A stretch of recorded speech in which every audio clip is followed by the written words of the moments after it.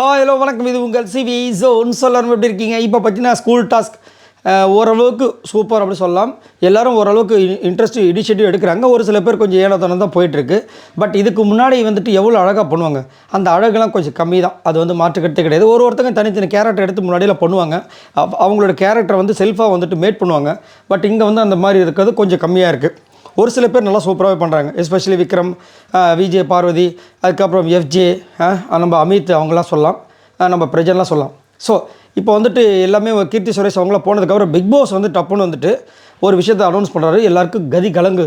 இது ஆல்ரெடி சொன்ன விஷயங்கள் தான். இப்போ வந்துட்டு ஸ்டூடெண்ட்ஸ்க்கு வந்து சொல்கிறாரு என்னென்னா 24 மணி நேரமும் இந்த டாஸ்க் நடக்க போகுது.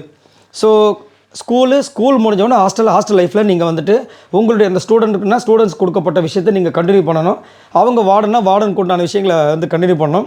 ஸோ பெண்டு நிம்மற போகுதுன்னு நினைக்கிறேன். கண்டிப்பாக வந்து சலசலப்புகள் ஏற்பட வாய்ப்புகள் எக்கச்சக்கமாக இருக்குது. விஜய் பாரதிக்கு செம்ம ட்விஸ்ட் இருக்குன்னு நினைக்கிறேன்.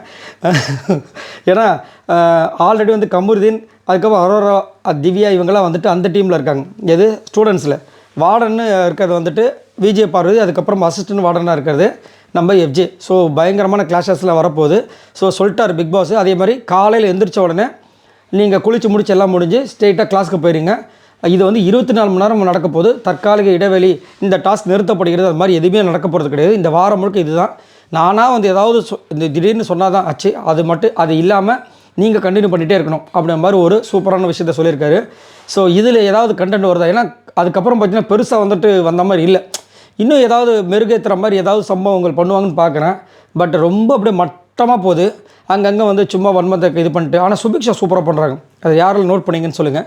ஸோ நீங்கள் உங்களோட கருத்துக்களை சொல்லுங்கள். இந்த ஸ்கூல் டாஸ்க் எப்படி போகுது, இன்றைக்கி எப்படி இருந்துச்சு, நாளைக்கு இதை விட சூப்பராக போகுமா இல்லை இதை விட மட்டமாக போகும்னு உங்களோட திங்கிங் எப்படி வருது தோணுது? மறக்காமல் கீழே கமெண்ட்ஸ் பண்ணுங்கள். பாய் நண்பர்களே.